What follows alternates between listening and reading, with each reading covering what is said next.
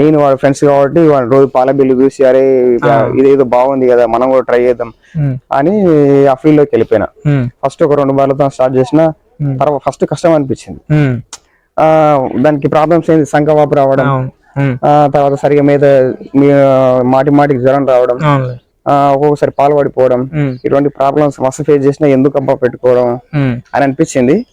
అయినా ఇంకా మా ఫ్రెండ్ ఉండి సరే నేనున్నా కదరా చూద్దాం పాటు 2 బర్రెలు కదా ఇంకా పెంచు చూద్దాం అని అట్లా ఆ బాబు ఇంకా 4 బర్రెలతోనో వాళ్ళు పెద్దగా అయ్యి ఇప్పుడు డైరీ అదేంది పాల బూత్ పెట్టిండు. ఇప్పుడు నేను ఆ 2 పోయి 4 పోయి 6 7 కొన్నింటి ఒక బర్రె కాలు ఇరిపోయి అమ్మేసిన. అది ఎట్లో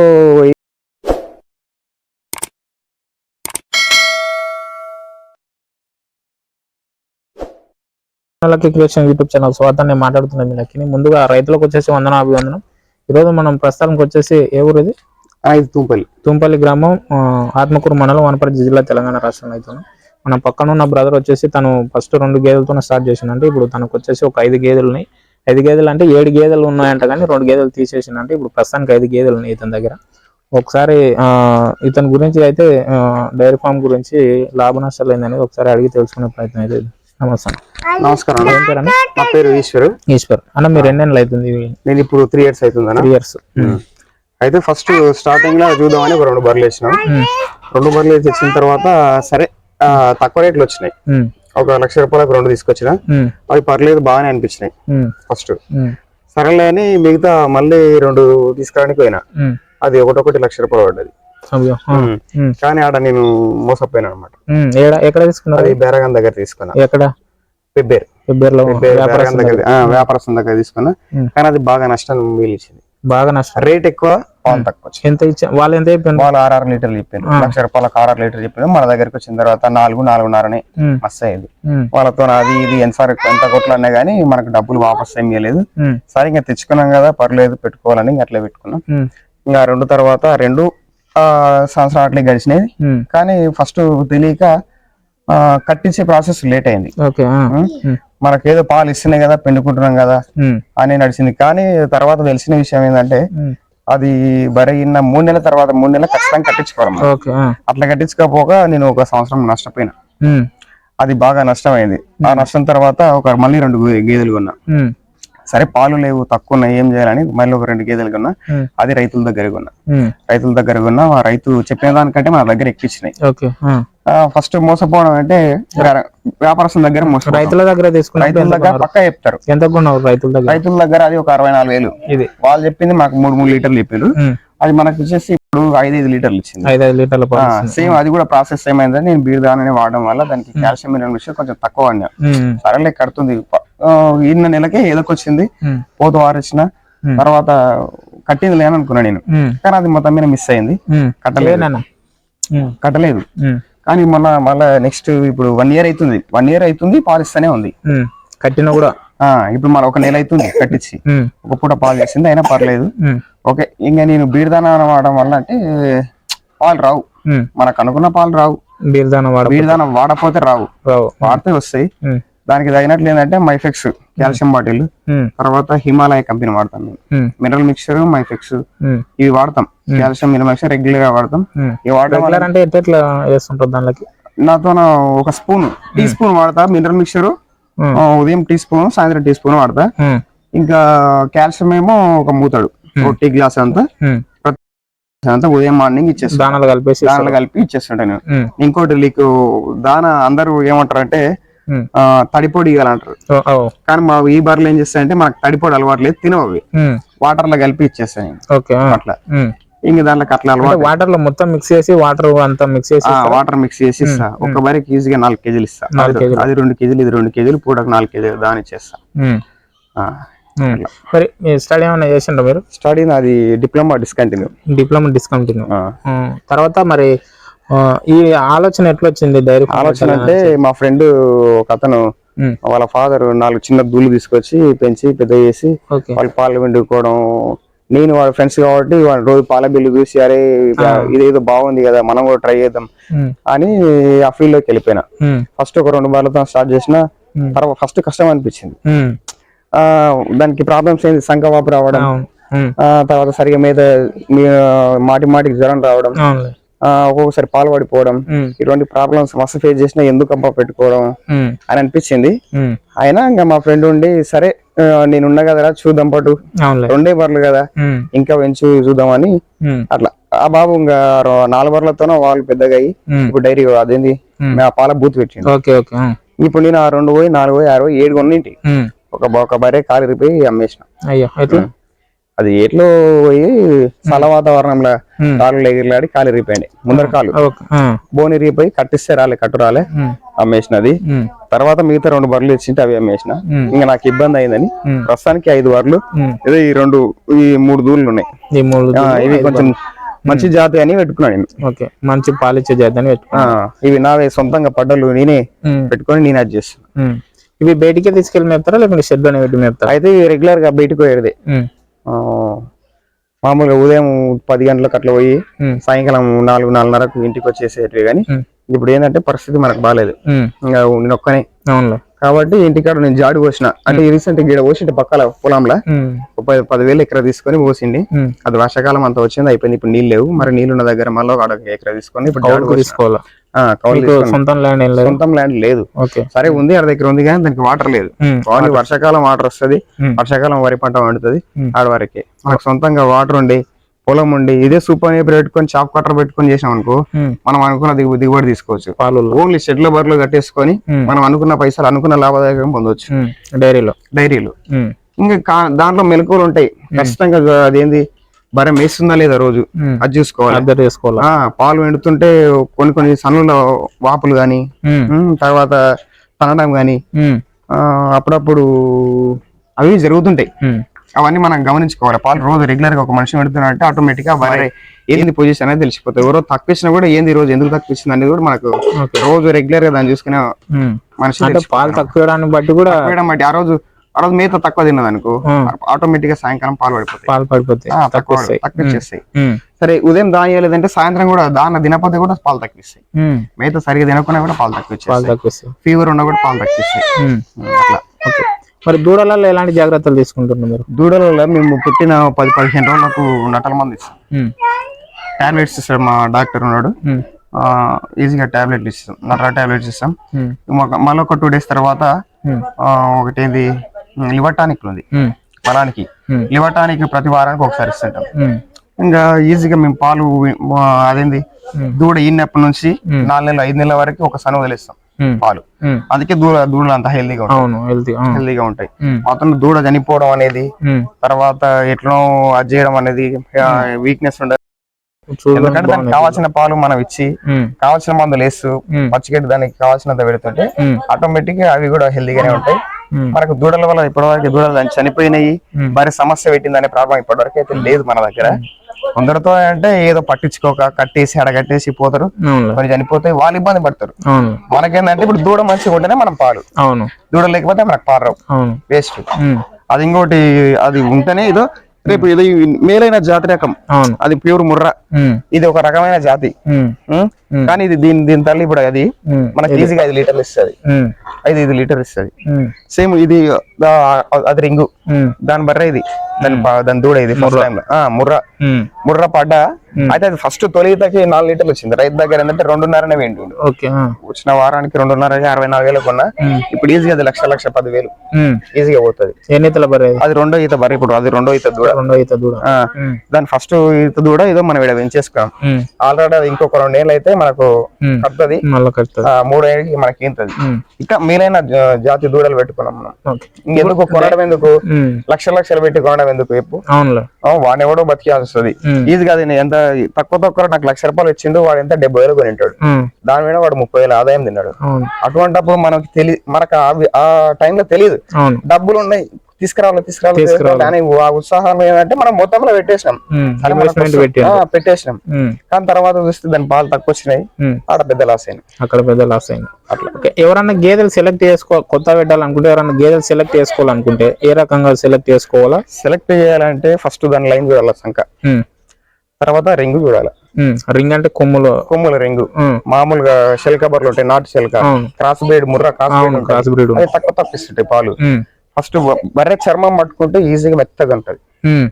దాన్ని బట్టి కూడా నేను పాలు నేను చాలా మందికి ఇప్పించిన. నేను ఎందుకంటే నాకు అనుభవం అది. అవునులే. అదే అంత మొత్తంలో లేకుండా కొంత అనుభవం. ఎవరు ఎవరైనా తీసుకోవాలంటే కూడా నాకు ఖచ్చితంగా వాట్సాప్ చేస్తారు, బరే ఇది తీసుకోవచ్చా లేదని అడుగుతారు. సరే ఇది ఓకే తీసుకోవచ్చు, ఈ రేటుకు ఇది తీసుకోవచ్చు, ఇది ఓకే అవుతుంది అనుకుంటే మనం చెప్పేస్తాం తీసుకోవచ్చు, తీసుకోవాలంటే తీసుకుంటారు. నేను చాలా మందికి ఇప్పించిన కూడా. చర్మాన్ని బట్టి చూడాలి, చర్మాన్ని బట్టి కూడా చూడాలి. అంటే చర్మం ఎట్లా ఉండాలా? పతలాగా ఉండాలి, మెత్తగా ఉండాలి. చర్మం మెత్తగా ఉన్నది అనుకో, అంటే మనం ఇట్లా లాగినప్పుడు మెత్తగా అనిపించాలి. ఇంకా లేదు గట్టి బిరుసుగా ఉన్నట్టు అది పాలు ఎక్కువ ఇయ్యదు అనమాట. అదొక దాంట్లో ఒక చిన్న లక్షణం అనమాట. అదొక గుర్తుపట్టడం. పాలు ఇచ్చేది ఏంది అట్లా కూడా. అది ఫస్ట్ రైతు అది ఇచ్చినప్పుడు మనకి 3 లీటర్లు అయిపోయాడు. అది 24,000 కొన్నా. పోయిన సంవత్సరం డిసెంబర్ 17కు అది మన దగ్గర ఏంది తీసుకొచ్చినా. ఇప్పుడు డిసెంబర్ 17 దాటిపోయింది. ఇంకా సంవత్సరం నుంచి పాలిస్తూనే ఉంది. అది ఇట్లా ముట్టుకుంటే మెత్తాడు చర్మం, మంచి రింగు, మంచి క్వాలిటీ దందుడు అది. అంటే మీరు ఇక్కడ వేరే ఇంకా ఎక్కడ ఏం కొనాలి? ఓన్లీ పెబ్బేర్లో రైతుల దగ్గరనే కొన్నారు మీరు? ఫస్ట్ రైతుల దగ్గర కొన్నా ఒక 2. కొన్న తర్వాత మంచిగా అనిపించింది, సరేలే పెట్టుకుందాము అన్న తర్వాత పెట్టుకున్నా. తర్వాత డబ్బులు ఉన్నాయి, ఇంకా కొంచెం పెద్ద బర్రెలు కొన్నాం, పాలు ఎక్కువ చెట్టు కొన్నాం. చిన్న చిన్న బర్రెలు కొని దానికి అంతే మెయింటెనెన్స్, పెద్ద వరకు అదే మెయింటెనెన్స్. సరే ఉన్నాం దాని మీదనే ఉన్నాం, అదే పని చేసుకుంటున్నాం కదా, తిండే కదా కొంచెం దాననే కదా ఎక్కువ పెట్టుకుని మంచిగా చేసుకుందామని అనుకునే బేరగందని పోతే వాడు పెద్ద మోసం చేసిండు. ఆ తర్వాత ఏమైందంటే బేరగం దగ్గర బర్రెలు కొనొద్దు, వ్యాపారస్తుల దగ్గర కొనొద్దు. కొంటే ఏముంటది తెలుసా, చెప్తే వాడు మనకి ఇంత ఇస్తుంది అంత ఇస్తా అని చెప్తాడు, అనుకున్నదంతే ఇయ్యదు. తర్వాత మనం అడగనీకి పోతే అదంతే మార్చిస్తాం, తర్వాత వారం తర్వాత నెల తర్వాత డబ్బులు వాపస్ ఉండవు. ఇటువంటి చాలా ఇబ్బంది రకాలు చేసేవాడు. అందుకే నేనేంటంటే ఏ బర్రె కొన్నా రైతుతోనే కొనాలి. రైతుతోనే కంటే నమ్మకంగా చెప్తాడు. మనం గట్టిచ్చి అడిగినా కూడా వాడు ఏదో సరే ఇంత కాకుండా ఇంత ఇస్తుంది తీసుకున్న రోజు మాట మీద ఇచ్చేస్తాడు. ఇప్పుడు మీ దగ్గర ఉన్న మరి 5 బర్రెలు వచ్చేసి అరౌండ్ పూటకి ఎన్ని లీటర్ల వాళ్ళకు ఇస్తుంది? ఇప్పుడు ఈజీగా 4 ఇప్పుడు అంటే ఫస్ట్ పచ్చి మీద ఉన్నప్పుడు 16 లీటర్లు తీసుకున్నాం. ప్రతి బర్రెకి 4 లీటర్లు తీసుకున్నాం. దీంతో మెయిన్ జాగ్రత్త ఏంటంటే బర్రె ఈ నెమ్మడే జున్నువాలు వెండాలి. నేను మిస్ ఒకటి చేసిన ఏంటంటే ఆ ఫస్ట్ అది తులసిరు పడ్డప్పుడు 4 లీటర్లు ఇచ్చింది, అది ఈజీగా సరే 6 లీటర్లు ఇచ్చేది. అయితే నేను మిస్ ఫైర్ ఏం చేసిన అంటే సాయంకాలం ఈ టైంలో ఈనింది బర్రె దూడ దాపిన వదిలేసిన. సరే తాగినంత తాగింది, సరే మళ్ళీ రేపు దాతలే అని 1 మినిట్ వదిలేసిన. రేపు మార్నింగ్ కూడా సేమ్ అదే ప్రాసెస్, దూడ మొత్తం తాగింది అనుకుని వదిలేసిన. సాయంకాలానికి సంక బిగ్గరైంది, సాయంత్రం మొత్తం పిండేసిన. 3 డేస్ తర్వాత పాలు పడ్డాయి, అదన పట్టుకో 3 డేస్ తర్వాత పాలు పడ్డాయి. ఓకే మళ్ళీ అదొక 3 రోజులు విన్నా. కరెక్ట్ వారానికి సంఖ వాపు వచ్చేది. అది ఎట్లా వచ్చిందంటే సంఖ కింద ఇంత పాలు దిగుతున్నాయి, పాలు ఎక్కువైపోయినాయి. మనం కరెక్ట్ టైంలో పాలు వెంటలేదు జున్ను పాలు. ఇంకా హెవీ ట్రీట్మెంట్ తీసుకున్నాం. హెవీ ట్రీట్మెంట్ డాక్టర్ రాలేదు కానీ డాక్టర్ కన్సల్ట్ తోనే హెవీ ట్రీట్మెంట్ వాడి కరెక్ట్ ఒక 3 వీక్స్ 2 వీక్స్ లా మొత్తం క్యూర్ అయిపోయింది. అది ఈజీ 6 లీటర్లు ఇచ్చే పాలు సుమారు ఇప్పుడు 4 మార్నింగ్ 4:30 ఇస్తుంది, ఇప్పుడు ఒక 4 అంటే పడిపోయినాయి. మనం కొంచెం మిస్టేక్ చేయడం వల్ల కొంచెం హెవీ డోస్ ఇంజెక్షన్ వాడినాం, అందువల్ల కొంచెం పాలు తగ్గిపోయినాయి. ఇప్పటికైతే మీకైతే డైరీలో మంచిగానే ఉంది. నాకైతే డైరీలో మంచిగానే ఉంది, కానీ హోటల్స్ గానీ ఇళ్ళలో చూసుకుంటే బాగుంటది. డైరీ పాలు బూత్ కోసే బదులు బూతులు ఎంత పడుతుంది, పచ్చి పాలు అయితే 45-50 రూపాయలు పడుతుంది. అది మాకు అంత అనిపించదు కానీ తప్పదు, ఇంకా మనం పల్లెటూరు ఇల్లు తిరిగి అమ్మలేం కదా, ప్రతి ఇంటికి బర్రెలు ఉంటాయి, ఇంకా తప్పదు అన్నట్లు పోస్తుంటాం అంతే. అంటే మేము కూడా బయట రైతులు అడిగినప్పుడు అదే సజెషన్ చెప్పిన, అంటే టౌన్లకు అవైలబుల్ గా ఉన్న వాళ్ళు ఇల్లు తిరిగిపోతే వాళ్ళు లీటర్ 80 దాకా కూడా చెప్పినారు. అయితే మరి మీరు ఏ కేంద్రానికి వస్తుండ్రు ఇప్పుడు పాలు? ఇప్పుడు ఇక్కడ సీడ్ ఫామ్ అనే కేంద్రం, సీడ్ ఫామ్ ఎంత కట్టిస్తుండ్రు వాళ్ళు? సీడ్ ఫామ్ ఇప్పుడు ఫ్యాట్ ని బట్టి, ఫ్యాట్ ఎస్ఎన్ఎఫ్ బట్టి మనకు రేటు ఆటోమేటిక్ గా దానికి పెట్టినామంటే మిషన్ కి ఆటోమేటిక్ అదే రేట్ ఇస్తుంది, ఫ్యాట్ ఇస్తుంది, వాటర్ షాటం ఇస్తుంది, అంటే వాళ్ళు దాన్ని బట్టి మీకు అమౌంట్ పే చేస్తారు. రెగ్యులర్ గా ఒకటే రేట్ ఏమి ఉండదు, రెగ్యులర్ గా ఒకటే రేట్ అసలే రాదు. అది ఇంకోటి పాలు వెండే ముందు నీళ్ళు తాగినా కూడా మనకు ఫ్యాట్ పడిపోతుంది, 0 ఫ్యాట్, అంతా వాటర్ శాతం చూపుతుంది. 60 ఇచ్చే మినిమం 60 లీటర్ పడేది 30 రూపాయలే పడుతుంది. అట్లా కూడా పడుతుంది. నువ్వు ఈజీగా పాలు వెండిన తర్వాతనే దాన పెట్టాలి. ఏ వరైనా సరే ఏడైనా సరే. ఇంకా కొందరు ఏదో ఎట్లా వెండుతారో మనకు తెలియదు కానీ, అంటే కొంతమంది పాలు వెండక ముందు కూడా దాన తర్వాత వెండుతారు. అది వాళ్ళు ఏది మనం గట్టిగా ఇస్తే దాన అది వేరే, కానీ మనం లిక్విడ్ నీళ్ళ రూపంలో ఇస్తాం, వాటర్ రూపంలో ఇస్తాం కాబట్టి. అంటే వాటర్ రూపంలో పెట్టవద్దు అంటారు కానీ మా బర్రెలకు అదే అలవాటు చేస్తాం, అట్లే తింటాయి. మనం తడి పొడి చేసి పెట్టాం అనుకో చల్లుతాయి. తిని ఇట్లా లేచినప్పుడల్లా మొత్తం గంప చుట్టుముట్టు మొత్తం పడిపోతుంది. అట్లేం చేయాలంటే మేము డైరెక్ట్ నీళ్ళు వాటర్ రూపంలో ఇస్తే అది ఆటోమేటిక్ గా తాగేస్తాం అనమాట. అందుకే మేము పాలు వెండిన తర్వాతనే దాన పెడతాం. ఇప్పుడు యావరేజ్ గా మరి మీకు ఈ 5 బర్రెలైనా మంత్లీకి ఎంత ఇన్కమ్ రావచ్చు? దాన ఖర్చు ఎంత అవుతుంది, ఎంత ఇన్కమ్ వస్తుంది? దాన ఖర్చు అంటే నేను ఇంటికాడ మెయింటెనెన్స్ అంత పోయి ఇప్పుడు ఈజీగా 40,000 వస్తుంది నాకు మంత్లీకి. అంటే 15,000 దాన ఖర్చు అంతా పోతుంది. మిగతా 25,000 దాకా 25,000 దాకా మిగులుతాయి. ఓకే, ఇప్పుడు మరి పెట్టుకుంటే మంచిగానే ఉంటుందా? మనలాంటి యువత పెట్టుకుంటే మంచిగానే ఉంటది. మీ సజెషన్ ఏం చెప్తారు? ఒకవేళ ఎవరైనా పెట్టుకోవాలనుకుంటే సజెషన్? కష్టపడాలి, సొంతంగా కష్టపడతానే. ఫస్ట్ బర్రెకాడ ఎవడు మనం చేస్తుంటాడు, కొన్నోడే రైతు, వాడే పాలు వెండేటప్పుడు వాడే గడ్డి కోసి వాడే వేస్తుంటాడు కదా. బర్రెని కరెక్ట్ మెయింటైన్ చేస్తున్నాం లేదా అని ఆటోమేటిక్ వానికి తెలుస్తుంది. తెచ్చుకున్న రోజు బర్రె వెయిట్ ఎంత ఉండే, మళ్ళీ ఒక నెల తర్వాత తిరిగి చూస్తే బర్రె వెయిట్ అదే ఉందే, తగ్గిందంటే ఆటోమేటిక్ గా వాడు ఏదో తప్పు చేస్తుందని అర్థం. బర్రె లేదు సైజు మంచిగానే అదే మెయింటెనెన్స్ ఇస్తుంది, అప్పుడు పాలు ఇప్పుడు కూడా ఇస్తుంది అంటే సరే మెయింటైన్ చేస్తున్నాడు బర్రెని, ఏం కాదు పెట్టుకోవచ్చు. అట్లా అట్లా అనుభవం ఉంటేనే తెలుసుకోవాలి. అనుభవం, చాలా అనుభవం. ఇంకోటి ఈ గలీజు అది ఉంటే కూడా చాలా ఇబ్బంది, సంకోపాలు ఎక్కువ వస్తాయి. నేను ఫస్ట్ చిన్న షెడ్ వేసింది, చిన్న కొట్టం వేసింది. అది కొట్టం వేసిన అంటే మామూలుగా ఉండే, తర్వాత ఆ కొట్టం వేసిన 15,000 ఖర్చు అయింది దానికి. ఆ బెడ్ వేసి అదొక సంవత్సరం అట్లా వాడినా. తర్వాత ఇది వేసి 6 నెలలు 7 నెలలు అవుతుంది. ఇట్లా పొడుగు ఎంత, ఇది అడ్డం ఎంత? ఇటు 19 ఫీట్లు ఇట్లా అడ్డం, ఇటు 19 ఫీట్లు, ఇటు 24 ఫీట్లు. ఇట్లా పొడుగు 24 ఫీట్లు, పొడుగు 24 ఫీట్లు, ఇటు 19 ఫీట్లు. ఎంత ఖర్చు అయింది దీనికి? దీనికి సుమారు 80,000 ఖర్చు అయింది. 80,000 ఖర్చు అయింది. ఇంకా బెడ్, ఇంకా కింద బెడ్ వేయలేదు. ఈ గాడ్ ఏమో సిమెంట్ గాడ్ కట్టాలి. ఎందుకంటే ఈ బండలు ఏంటంటే కట్టేసాం అనుకో డైరెక్ట్ బర్రె కాలు పెట్టేస్తుంది, దీంట్లో పెట్టేస్తుంది, గడ్డి దొక్కేస్తుంది, కాలు పెట్టి గడ్డి దొక్కుతుంది, అడ్డ నిలబడుతుంది. ఇంకా అట్లా అది ఒకటి అడ్డ నిలబడంటే ఇంకో తిననీకి రాదు.